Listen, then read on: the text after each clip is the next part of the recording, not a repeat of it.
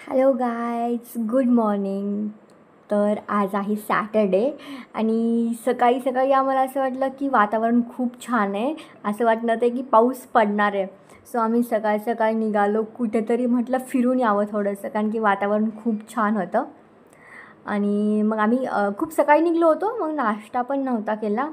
तर मग मला इडली आणि डोसा खायची खूप इच्छा झाली होती. आणि आमच्या इथे केरळ पराठा म्हणून असं एक काहीतरी नाव आहे, मला लक्षात नाही आहे नाव. तिथे आम्ही थांबलो कारण की तिथली इडली खूप छान असते, खूप स्पंजी स्पंजी असते आणि वडा पण खूप छान असतो. मग रवूने इडली वडा ऑर्डर केला होता आणि मी माझ्यासाठी केला होता डोसा ऑर्डर.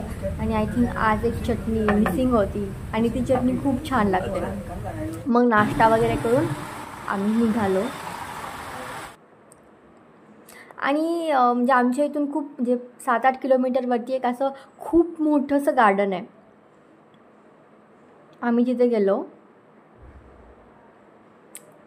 म्हणजे आम्ही जेव्हा गेलो तेव्हा तर वातावरण खूप छान होतं, खूप गारवा सुटला होता, गार वारं सुटलं होतं.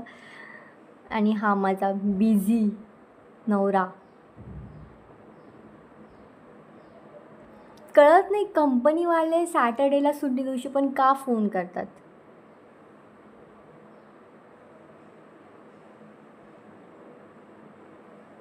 सो आम्ही एक छान आज असं गर्दी वगैरे काय नव्हती. तो आम्ही मस्त एका ठिकाणी झाडाखाली सावलीत बसून असंच मस्त गप्पा मारत बसलो होतो. आणि आमच्यासोबत बसला होता एक डॉगी. जसं आम्ही आनंद घेत होतो वातावरणाचा, तसा तो पण घेत होता.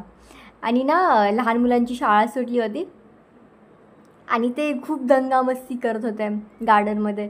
आणि ते बघून मला माझं पण बालपण आठवलं. आणि ना थोड्या वेळाने ना माझा एकदम मूड हाफ झाला होता. एवढं कडक ऊन आलं होतं. जेव्हा माझा जॉब असतो ना तेव्हा वातावरण एवढं भारी असतं ना, आणि आज सुट्टी आहे तर कडक ऊन पडलं होतं. सगळा मूड ऑफ झाला होता माझा. मग म्हटलं आता बस चला घरी. मग आम्ही निघालो घरी.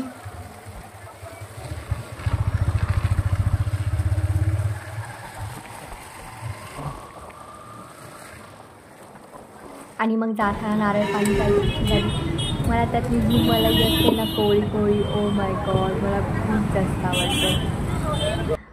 मग आम्ही नारळ पाणी पिला आणि नंतर छोटंसं स्वीट खाल्लं आणि आम्ही घरी आलो. Thank you for watching.